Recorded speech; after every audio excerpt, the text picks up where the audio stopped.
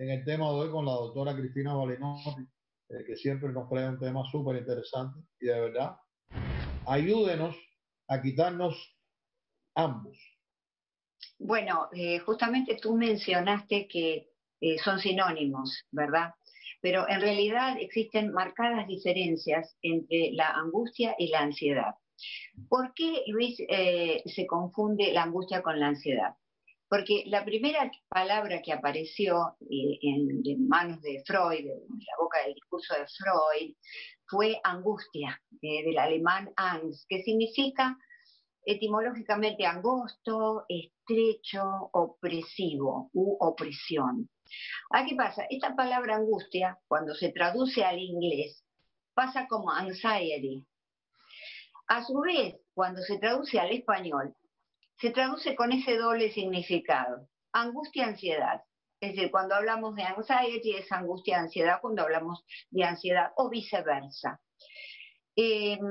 Ahora, en el campo de la psicología clínica, de la medicina, de la clínica, de los psiquiatras, por ejemplo, ya se hace claramente esta distinción, se conoce muy bien la distinción. Se permite el solapamiento, es decir, hacer de sinónimos ambas palabras, solamente en el lenguaje coloquial, en las charlas informales, en las charlas que no son académicas, es decir, que son conversaciones de divulgación. Por eso es que nosotros lo damos como sinónimos. Ahora, vamos a ver la diferencia. Para saber qué es la angustia, tenemos que saber primero qué es la ansiedad. Y entonces vamos a repasar con la primera gráfica lo que habíamos dicho y pasamos rápidamente a la segunda gráfica. Yo no sé si ustedes la ven, pero bueno, en la segunda gráfica nos dice qué es la ansiedad. Y vemos que la etimología viene de anxietatis, que quiere decir incomodidad. Vale decir que ya desde la etimología son dos cosas completamente distintas, Luis. Uno es incomodidad, ansiedad, el otro es opresión, estrechez. Se dice que la persona que está ansiosa está inquieta, está incómoda, mientras que el que está angustiado está amargado. Es decir, que ahí tenemos ya una primera semblanza de lo que son. Ambas cosas que hoy, por supuesto, se ven en el contexto de esta pandemia. La ansiedad es un miedo, ¿verdad?, que se dispara frente a una amenaza contra la propia vida.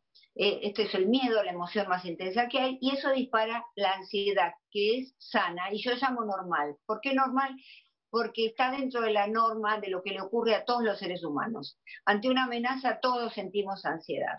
Es una respuesta adaptativa, evolutiva, una defensa que prepara todo el organismo con una activación fisiológica, con las respuestas de ataque o huida. Es decir, mi cuerpo se prepara con mayor fuerza, la sangre va a las extremidades para correr o para defenderse, se dilatan las pupilas. Vale decir que hay muchas cosas que suceden. ¿Para qué? Para poder huir o para poder atacar. Esto es algo natural y ocasional. Si entra un ladrón a la casa a las 3 de la mañana, vamos a disparar el miedo, la ansiedad, ¿verdad? Pero esto nos permite sobrevivir y debe ser ocasional. ¿Por qué? Porque el organismo libera químicos que son muy buenos para ese momento, pero que no se pueden mantener en el tiempo, como el cortisol, la dopamina, la adrenalina. No pueden estar constantemente elevados. ¿Cuándo la ansiedad se transforma en una ansiedad patológica? ¿Cuándo es un problema? Bueno, justamente cuando estos químicos se mantienen elevados, cuando la persona se muestra siempre nerviosa, agitada, por más de 6 meses, con mucha inquietud, dolores musculares, problemas gastrointestinales, aumento del ritmo cardíaco, que es lo que pasa en una situación de emergencia, pero no puede estar el ritmo cardíaco sostenidamente elevado.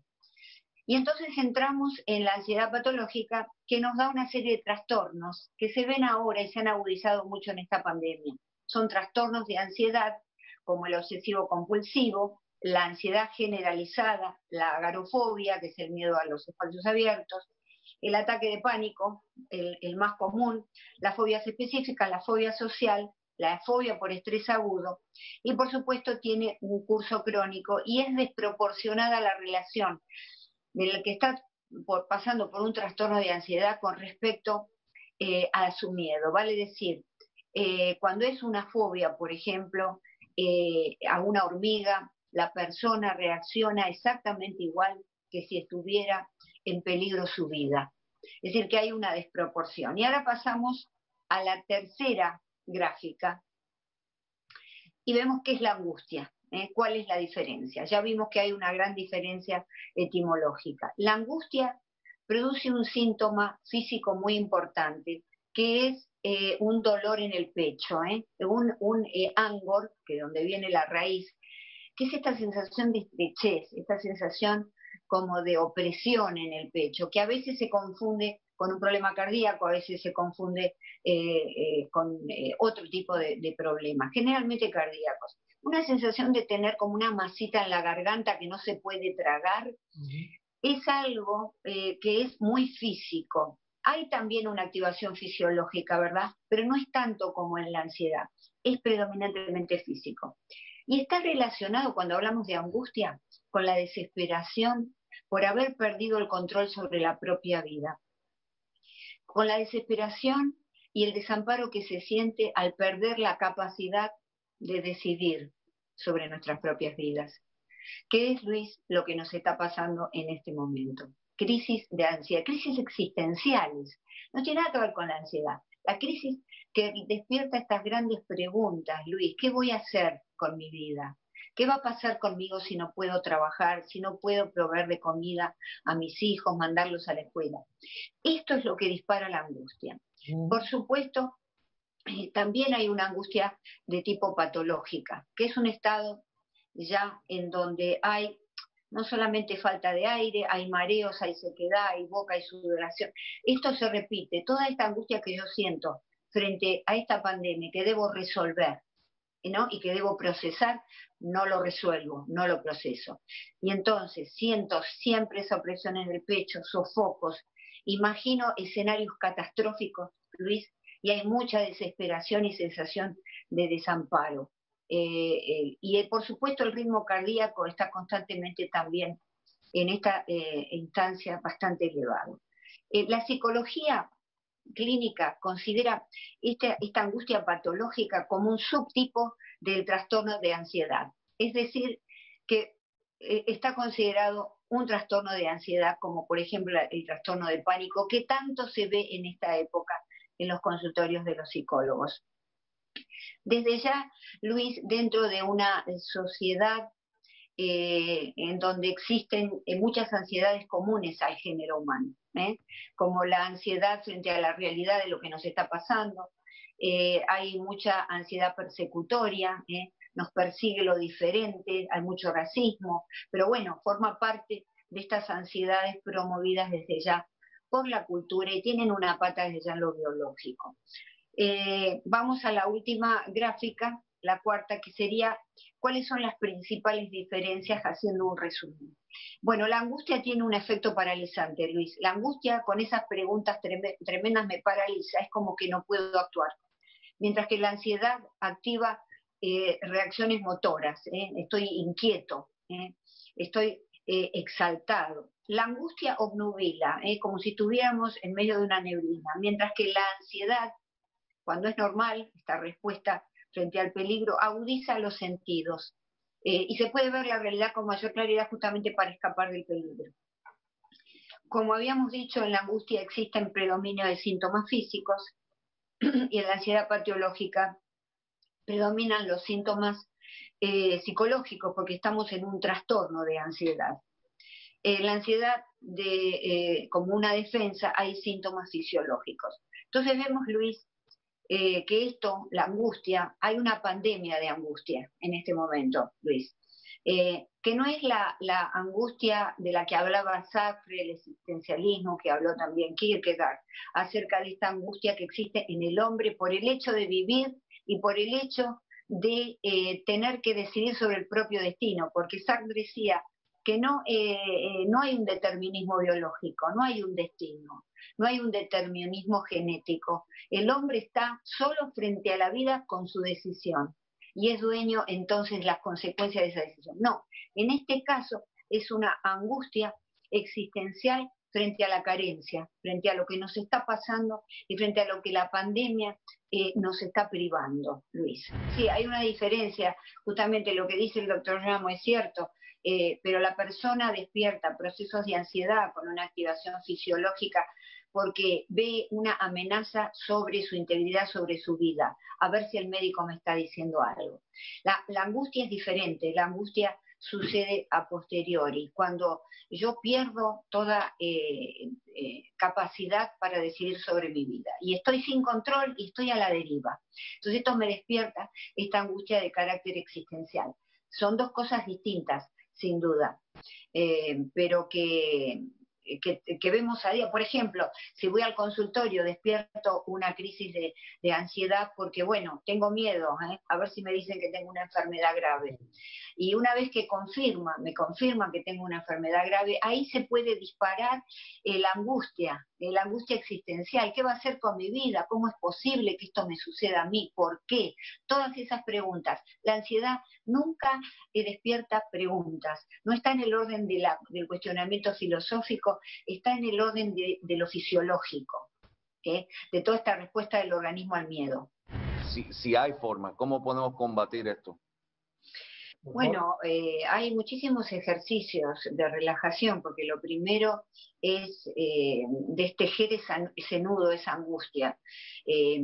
La persona realmente, literalmente está anudada, y entonces hay que poder relajarlo a través de la relajación. Hay una relajación muy importante, que es la relajación lenta, es una relajación lenta que va tomando etapas, desde la respiración, luego pasando por la descontracturación del cuerpo, hasta llegar a un estado en que la persona siente que está bien, no sin pensamiento, pues se piensa que relajarse es dejar de pensar, no, empezar a tener pensamientos mucho más agradables o por lo menos neutrales. Desde ya hay una terapia también muy interesante, que es la terapia cognitiva conductual, en un área de esa terapia, que es la terapia de reatribución, que se está usando mucho. ¿Qué quiere decir esto? Quiere decir, vamos a retribuirle a este síntoma, a esto que me pasa, vamos a darle un significado distinto, vamos a mirarlo desde otro ángulo. ¿Qué es lo que podemos hacer? ¿Qué tan creativos podemos transformarnos? Creo que la ayuda de un psicólogo o de un profesional de la salud mental en este caso es muy importante, porque las crisis de angustia se están viendo cada vez más seguido, ¿verdad? Y entonces afectan a toda la familia. Tengo que hacer una pausa. Bueno, la espiritualidad no es tan fácil de lograr en esta sociedad. Con tanto materialismo. Por otro lado, depende, si la persona no fue criada en un contexto espiritual, no tiene sentido aconsejarlo porque no conoce y no siente de qué se trata el espíritu. Para que nuestra familia no se afecte, doctora. Claro, bueno, en el ámbito de la familia volvemos siempre a las bases, tenemos que volver a las bases, y las bases es la familia. Y es ahí donde tenemos que trabajar la atención que debemos ofrecerle a cada uno de los miembros de nuestra familia y hablar mucho más este nivel espiritual que tú decías. ¿Qué involucra ese nivel espiritual? Porque si no parece una abstracción, algo que tiene que ver con el New Age o la nueva era. No, el nivel espiritual involucra deshacernos del interés profundo que hay en muchas sociedades desarrolladas, particularmente en por lo material. Tenemos que empezar a hacer vision boards o pizarrones con visiones de salud, de tener familiar, de reunirse con familiares que no hemos visto. Pongamos esa foto de ese familiar con nosotros reuniéndonos. Fotos de las mesas familiares. Ese vision board que solamente se hace para lograr cosas materiales, hacerlo en familia.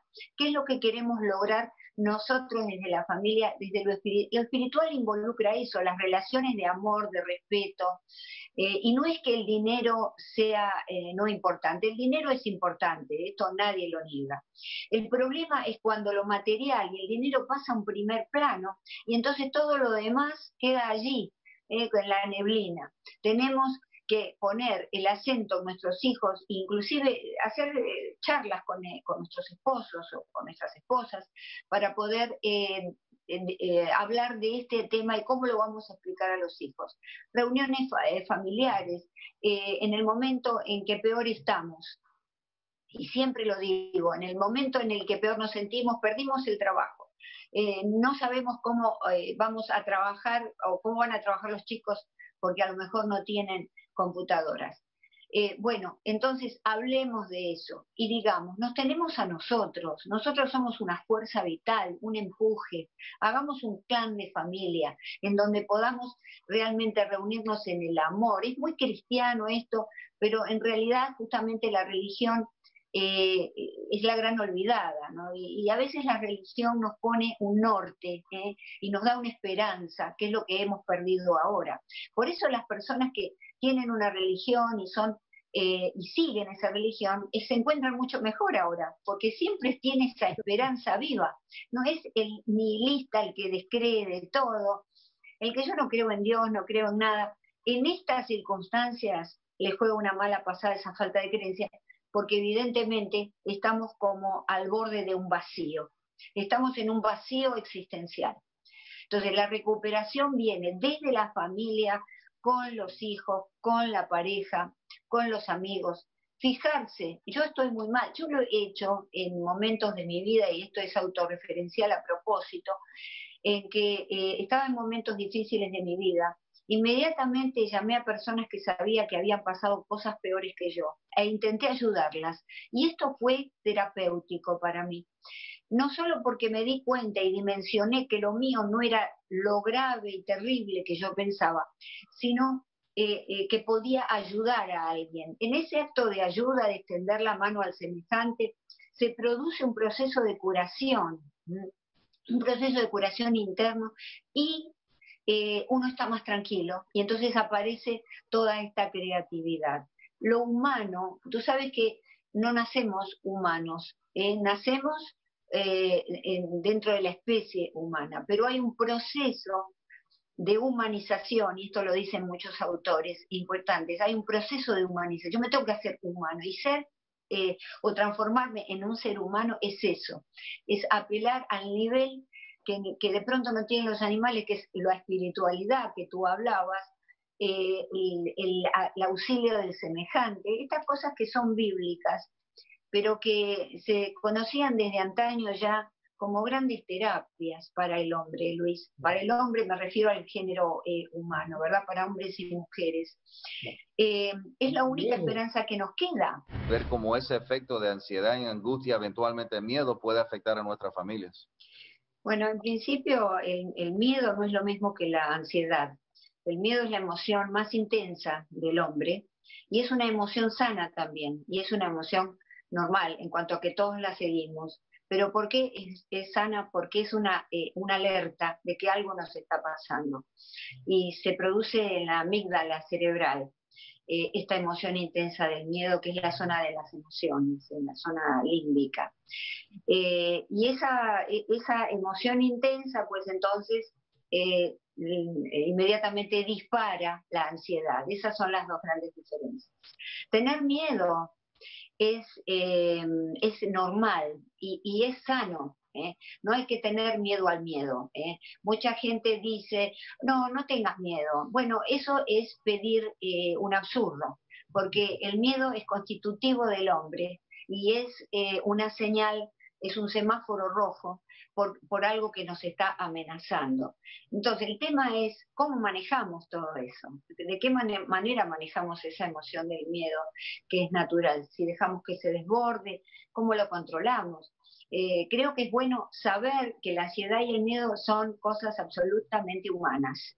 Y entonces lo que hay que hacer es, bueno, estoy con miedo, bueno, esto es normal, algo me está pasando o algo me amenaza mi integridad, mi vida. ¿Cómo lo voy a manejar? Empezar a reflexionar, porque si nosotros dejamos el nivel emocional libre, como caballos desbocados, entonces realmente nos vamos a sentir cada vez peor. Tenemos que poner la razón y autorreflexionar y hacernos preguntas. ¿Por qué me pasa este miedo? ¿Cómo lo puedo manejar? Estas cosas son muy importantes. Buscar el beneficio individual. Vamos a tratar de ayudar a todo el mundo a encontrarle una solución a este problema, doctor.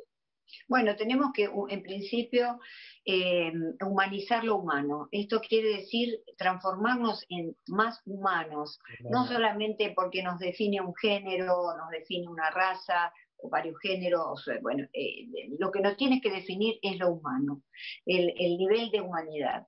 Y eso solamente se puede desarrollar en la familia. Ahora, ¿qué pasa? Que los padres, hoy en día los padres están muy preocupados con el tema del dinero, exageradamente. Es decir, está bien desarrollarse, como decía el doctor Julio, pero el materialismo exagerado, acendrado, ya eso en realidad es como un cáncer. Y entonces nos está carcomiendo la sociedad, ¿no? Las estructuras de la sociedad. Por eso, estamos en un extremo, como decían los griegos, nada con exceso. Estamos en un extremo. Y para balancearlo, como tú decías, es importante poner el peso sobre lo espiritual y sobre las relaciones humanas. Y las relaciones humanas empiezan en la familia, y entonces esto ya es agotador decirlo, pero hay que enfatizarlo cada día más, que solamente en la familia pueden surgir una nueva sociedad. Porque no creamos, como decía Jean-Paul Sartre, él decía, cuando nosotros tenemos un proyecto de vida, no pensemos que es un proyecto para nosotros, pensemos que es un proyecto no solo para la familia inclusive, es un proyecto para la sociedad. Lo que nosotros hacemos desde nuestro humilde lugar familiar tiene una proyección social a través del ejemplo, a través de lo que, bueno, le estamos dando el ejemplo a nuestros hijos, y nuestros hijos lo irán a diseminar luego. Entonces, qué importante es conocer el valor que tiene esta capacidad de decidir que tenemos, y decidir lo adecuado.